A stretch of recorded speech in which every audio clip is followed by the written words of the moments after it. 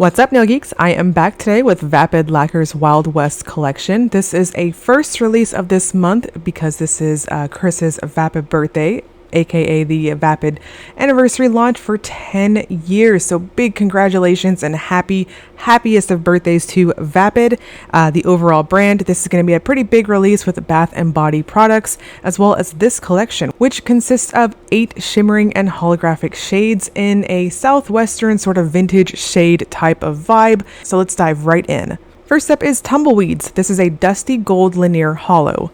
Now the holographics in this collection, there are 6 of them. They are what I would consider, and I absolutely agree with the official descriptions for being linear holographics. They are quite striking in the sunlight. You're going to get a strong rainbow effect on all of them.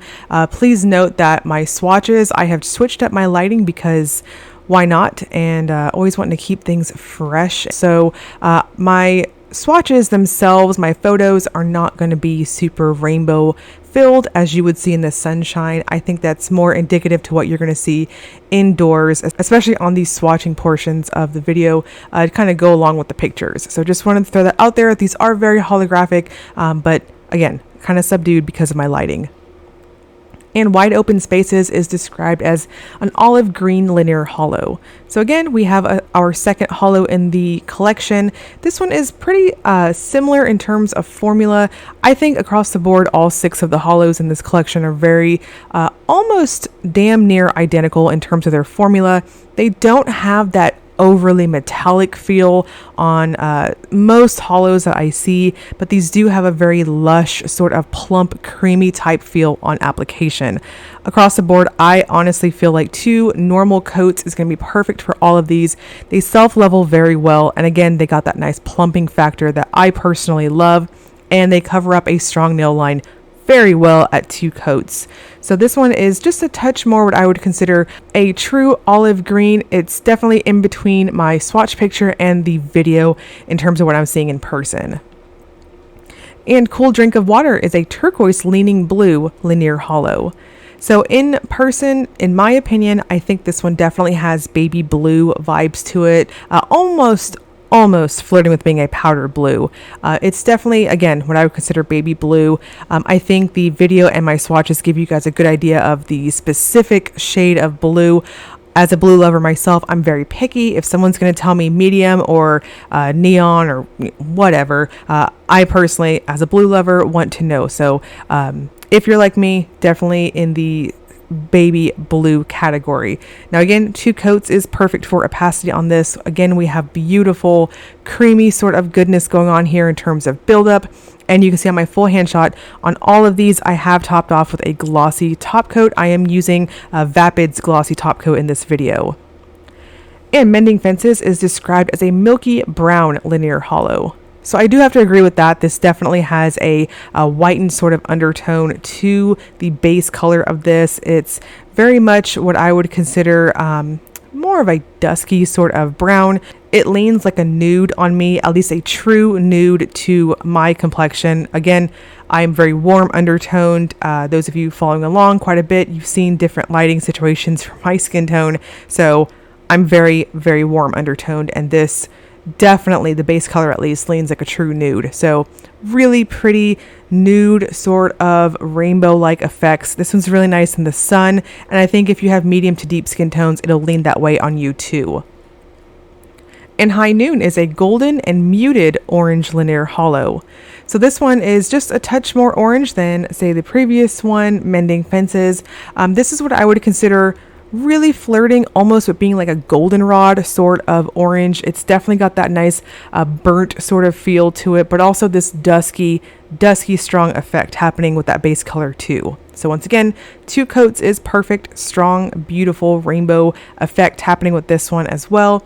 Easy peasy coverage, and it's just very satisfying. I definitely appreciate linear holographics like this that are easy to build up to opacity, because at the end of the day, straight up finishes are some of my favorites, and I always want to conserve my bottles. And I'm always saying I prefer not so much kitchen sink polishes, but polishes like this, and that can definitely help you conserve on your bottle. And I'm Your Huckleberry is a dusty berry linear hollow.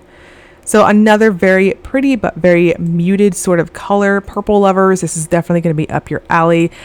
If you own Grape Stomp, which is a purple holographic from Vapid, it's an oldie but definitely a goodie.